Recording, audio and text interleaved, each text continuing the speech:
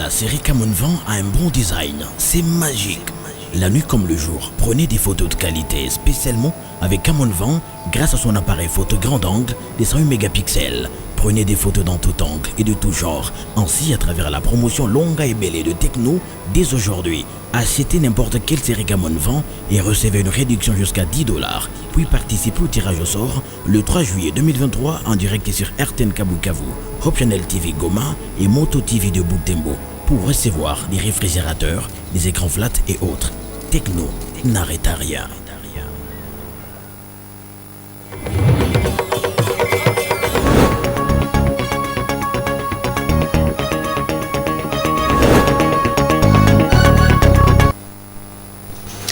Mesdames, Messieurs, bienvenue dans cette nouvelle session d'information sur Moto TV. Voici son sommaire.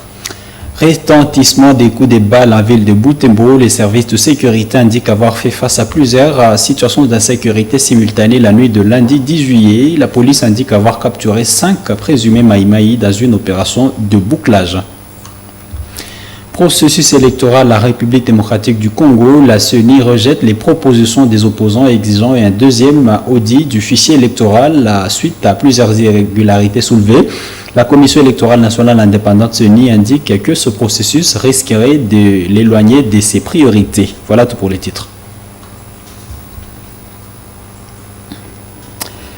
Mesdames, Messieurs, bienvenue dans le corps de ce journal. Je viens de le dire, des coups de balle ont retenti la nuit de lundi 10 juillet en ville de Butembo. Le commissaire supérieur principal Polongo Makomandant, ville de la police, a signalé plusieurs situations d'insécurité cette nuit. D'un côté, une tentative d'évasion à la prison centrale de Butembo, de l'autre, des cas d'incursion au quartier Kitoulou. Une situation qui a été à la base d'un accrochage entre les éléments de force de l'ordre qui venaient d'intervenir et qui venaient en intervention et des bandits mais armés au niveau du pont Mbouma. La même nuit, la police a capturé 5 présumés Maïmaï dans une opération de bouclage à Mi-Sévéré au quartier Rwenda. Des détails avec les propos du commissaire supérieur principal à Polongoma ont été recueillis par Eugénie Moussiviroa et Croyante Viamba. Vers 20h15, il y a eu une tentative d'évasion au niveau de la prison centrale. Non seulement on tirait quelques coups de balle pour maîtriser d'abord le prévenu. Cette nuit, avons connu 4 cas d'incursion. Beaucoup de coups de balle parce qu'il y a échange de tirs entre nos éléments et les criminels. 22h toujours, avec des informations qu'on devait exploiter, raison pour laquelle nous avons fait un bouclage ciblé. Et la nuit, Dieu nous a aidés. Nous avons pu tout de même récupérer 5 présumés Maïmaï. C'est en cellule Mizebere, quartier Rwenda, commune Boulengera. À la même heure, il y a eu incursion vers Kitoulou. J'ai dépêché quelques éléments là-bas pour aller faire l'intervention. Arrivé au niveau du pont Mbumba, il y a eu accrochage avec des inciviques, des bandits armés. Mais curieusement, ce qui m'étonne, ces gens avaient beaucoup d'armes. Au niveau de Kitoulou, il y a eu incursion dans une maison chez un médecin. Et puis, toujours à Kitoulou, chez M. Mando, ils ont abandonné tout de même plusieurs douilles parce qu'ils ont pris fuite.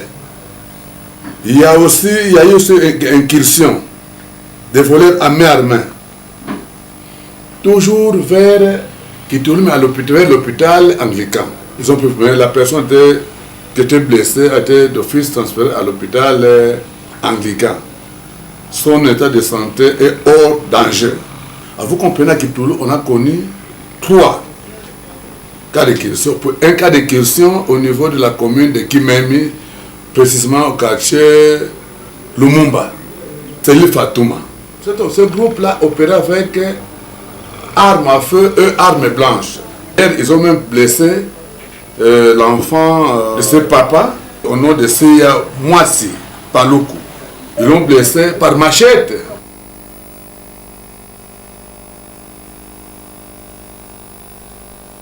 Le maire de Butembo annonce à ses administrés le retrait progressif de la force de la MONUSCO du pays. Il appelle la population de sa juridiction à ne pas s'apprendre au convoi de la force onusienne de passage à travers la ville. Le commissaire supérieur principal, Moabaï Kiteli Roger, l'a dit au concours qu'Alamou Zakweto organisé le week-end dernier à l'hôtel de Butembo à faveur des jeunes artistes, chanteurs et peintres de Butembo. Ces propos ont été choisis pour vous par Luciana Moussiviro et Samuel Wainda. Je profite de cette opportunité pour informer la jeunesse bouboulaise du fin mandat de la MONUSCO d'ici peu.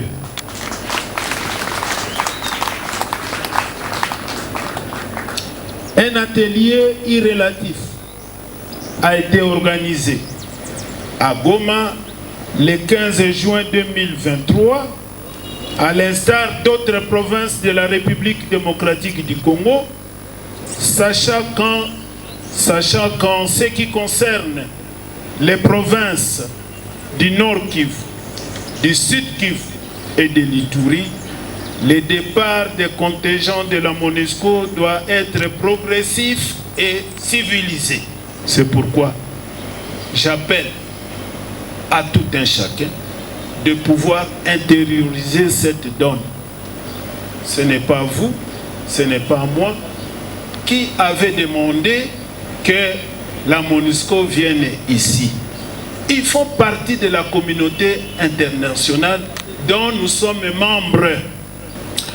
C'est accepter une chose et son contraire, alors que c'est parmi les décisions prises par le gouvernement de la République démocratique du Congo, faisant aussi partie de la communauté internationale des Nations Unies.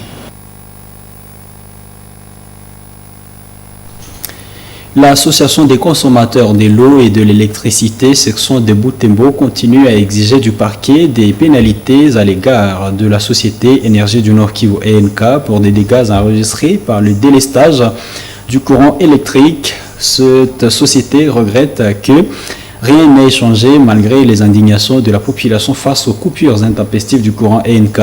Le coordonnateur de cette association fustige au même moment la lenteur observée dans les traitements du dossier au tribunal. Il promet saisir les tribunaux des commerces pour les audiences publiques contre cette société de production d'énergie. Maître Sekera, son coordonnateur, est dans ce propos recueilli par Monampezi Manzeke. Dans la plainte que nous avions déposée au niveau du parquet, nous accusons ENK de coupures intempestives. Ce sont en fait des infractions, ce sont des faits infractionnels. Le vendredi prochain, nous allons rendre officielle la date à laquelle il y aura des audiences publiques qui vont commencer au niveau du tribunal de commerce, parce que là maintenant, nous allons passer à la vitesse supérieure. Étant donné que le parquet évolue lentement, nous allons nous-mêmes, nous avons déjà même fini avec la citation directe.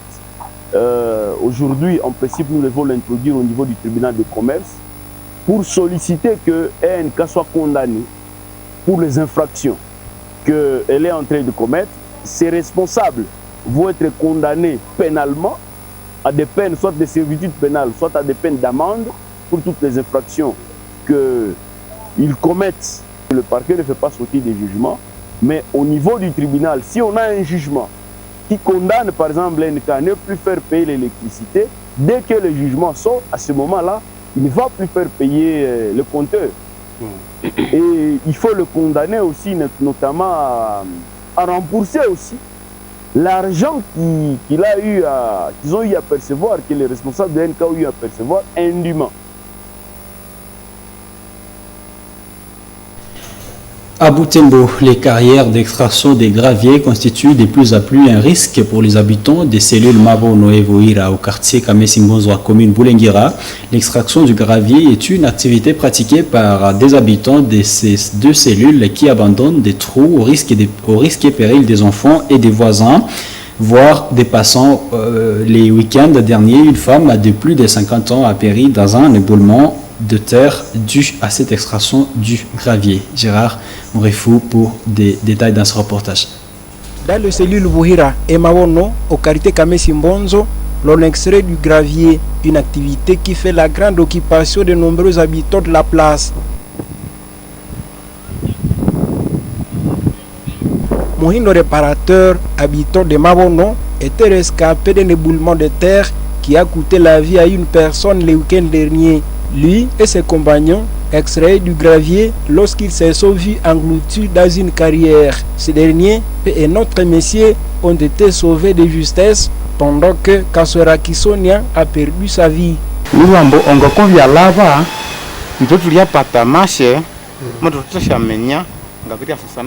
avons été surpris par l'éboulement de terre ici dans la carrière de gravier.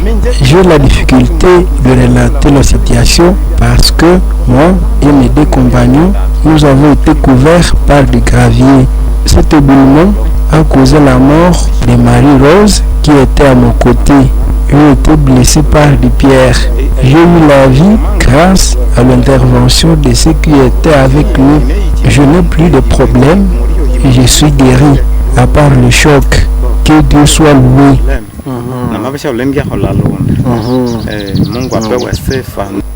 Le révérend de ces carrières de gravier s'exprimant hors caméra se sont dit exposés à nombreux risques.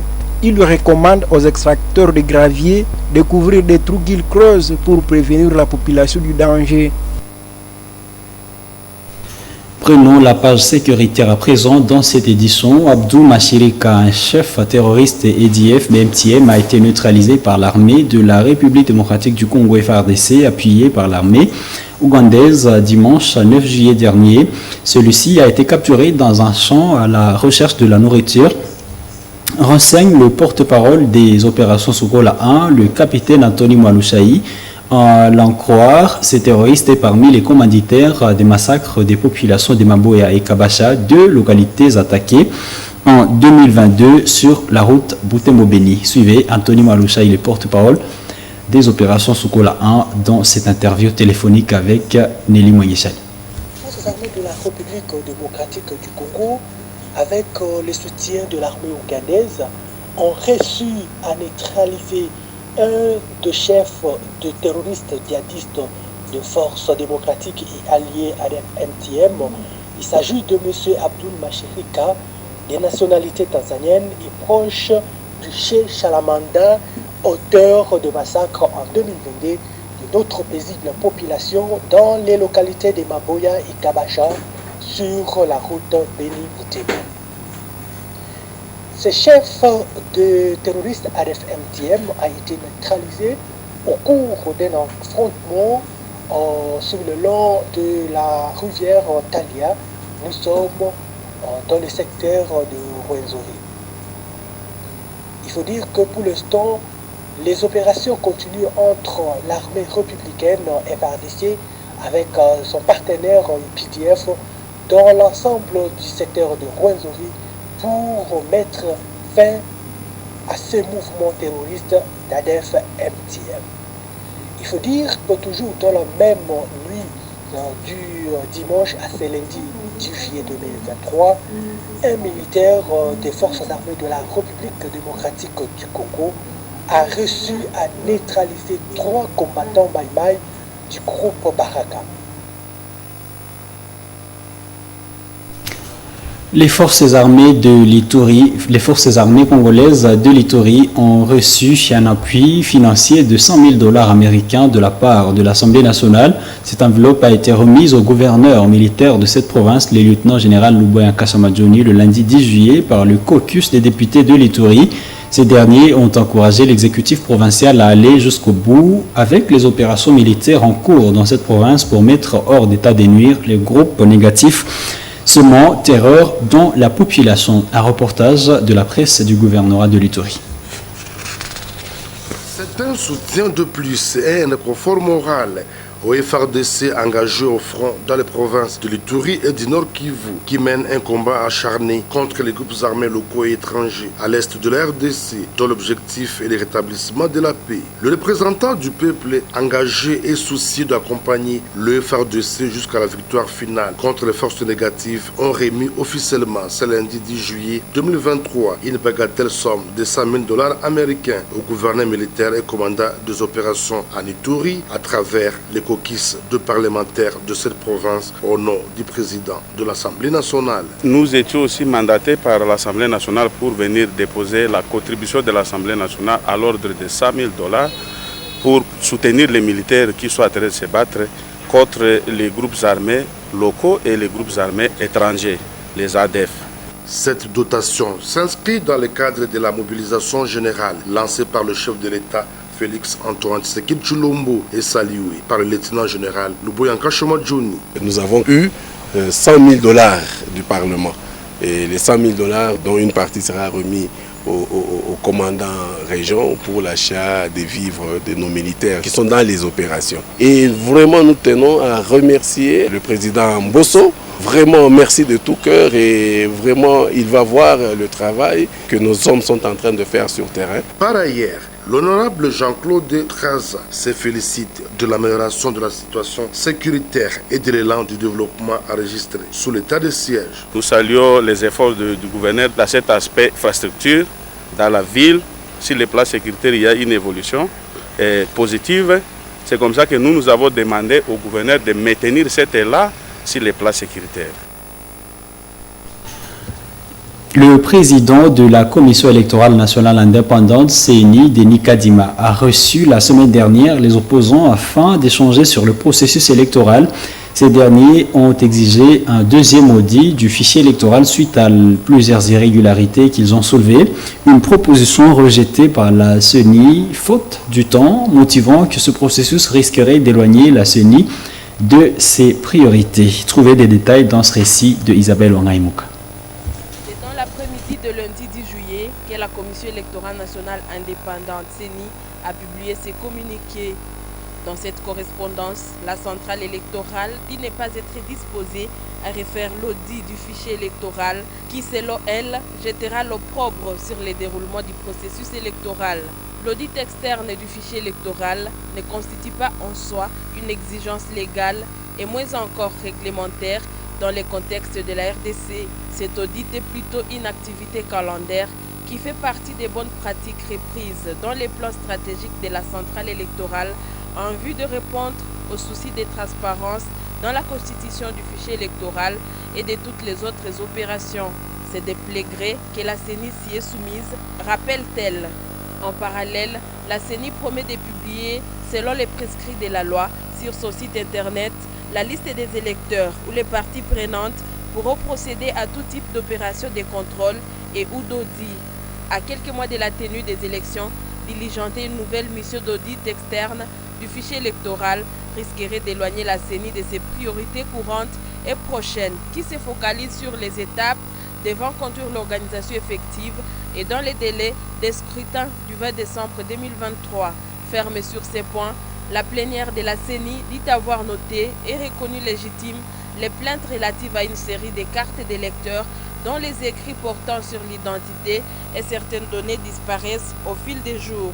Toutes les mesures correctives ont été considérées par la CENI pour résoudre ces problèmes et les solutions appropriées devraient être communiquées et mises en exécution dans un avenir très proche. En mai dernier, la CENI avait mis en place une commission mixte composée d'experts nationaux et internationaux et a audité les fichiers électoraux. Pendant 6 jours, ces experts malachites, sud-africains et congolais ont assorti un chiffre de plus de 43 millions d'électeurs. Plus de 2 millions d'électeurs ont été rayés sur la liste, notamment les doubleurs, c'est-à-dire les gens qui se sont enrôlés plusieurs fois, et les mineurs. Dans le même chapitre, le chef de la division provinciale de la jeunesse du Nord Kivu appelle les jeunes à faire des bons choix des candidats aux élections prochaines. Guy Kibirando les attire l'attention des jeunes face à l'effectif croissant des ambitieux candidats aux prochaines élections sans pour autant avoir le profil voulu pour être élu. Sa mise en garde est intervenue lors d'une interview avec la presse de Butembo à bouclant son séjour dans cette ville commerciale. Suivez-les dans ce propos recueilli par Luciana Moussivira et Samuel Wainta. Je vois les jeunes tous s'élancer, tous. Tout le monde qui a déjà eu l'occasion de parler sur le micro, il est leader. Tout le monde qui a organisé une marche un jour, il est leader. Donc il doit aller aux élections, il doit postuler. Mais écoutez, si nous y allons en désordre, nous allons tous périr, nous allons tous perdre. Ce sont les mêmes personnes que peut-être nous avons décriées par le passé, qui vont encore revenir. Parce que nous ne sommes pas préparés. Nous y allons en désordre. Il faut qu'on se mette ensemble, qu'on puisse choisir certains d'entre nous et nous assurer que nous avons mis un nombre très limité de candidatures dans les villes et territoires. Ça peut nous permettre de jouir de notre majorité. Les dividendes démographiques dans notre pays, dans notre province, nous devons en profiter, mais à une condition, c'est que nous devons être organisés, réduire le nombre de candidatures de jeunes pour que nous ayons des élus à tous les niveaux qui portent les aspirations des jeunes et orienter ces élections tant au niveau local, provincial, législature nationale, jusqu'à la présidence. Il y a beaucoup d'institutions que nous pouvons gagner si nous nous organisons bien. Bouclons cette édition par cette actualité. Le ministre d'État et ministre d'intégration régionale Antipas Mboussanya Mouissi est arrivé en ville de Goma ce mardi 11 juillet. Cette autorité vient participer à une rencontre axée sur le processus de pacification de la province du Nord Kivu. Ces assises connaîtront aussi la participation du vice-premier ministre au ministre de la Défense, Jean-Pierre Bemba Gombo, ainsi que le facilitateur de l'EAC, Uhuru Kenyatta. Des détails dans ce reportage de la presse du gouvernorat du Nord Kivu. Processus de pacification de la province du Nord Kivu, une rencontre importante est prévue ici à Goma dans les heures qui suivent. C'est dans ce cadre que le ministre d'État en charge de l'intégration régionale, Mboussanya Mouissi Antipas, est arrivé au chef-lieu du Nord Kivu ce mardi 11 juillet 2023. À sa descente d'avion, il a évoqué les cantonnements des terroristes du M23 à Rumangabo qui sera au cœur des assises. Lesquelles assises connaîtront la participation du vice-premier ministre, ministre de la Défense Jean-Pierre Bemba Gombo et les facilitateurs de l'EAC, Uhuru Kenyatta, précise Mboussanya Mouissi Antipas. C'est celle de réconfort parce que le gouvernement est en action pour pouvoir négocier les virages afin de retrouver la paix tant désirée ici. Et que donc c'est dans la suite du vice-premier ministre de la Défense que je suis là, il arrive demain. Le président Uhuru arrive demain, il y a tout un quota politique, diplomatique qui sera là pour discuter les virages nécessaires en vue de pouvoir obtenir le cantonnement à Rumangabo. Il s'est de souligner que le ministre d'État en charge de l'intégration régionale avait dans sa suite le professeur Tshibangou Serge de la présidence de la RD Congo. A noter que le ministre d'État Mboussanya Mouissi a été accueilli à l'aéroport international de Goma par le gouverneur du Nord Kivu, Constant Dima Kongba, et ses collaborateurs ainsi que les responsables de la MONUSCO. Mesdames, Messieurs, nous voici à la fin de cette édition du journal sur Moto TV. J'ai eu le réel plaisir de vous les présenter. Passez une excellente suite de temps avec Moto TV. Au revoir.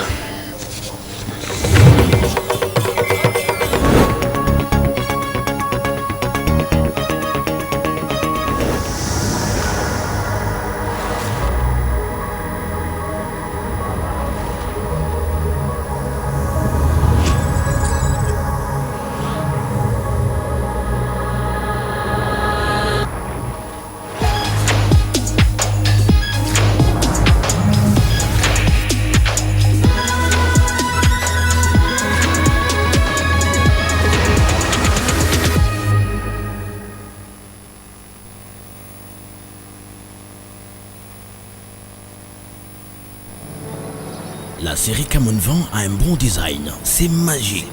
La nuit comme le jour, prenez des photos de qualité, spécialement avec Camon Van grâce à son appareil photo grand angle des 108 mégapixels. Prenez des photos dans tout angle et de tout genre, ainsi à travers la promotion longue et belle de Techno dès aujourd'hui. Achetez n'importe quelle série Camon Van et recevez une réduction jusqu'à $10. Puis participez au tirage au sort le 3 juillet 2023 en direct sur RTN Kabukavu, Hope Channel TV Goma et Moto TV de Butembo pour recevoir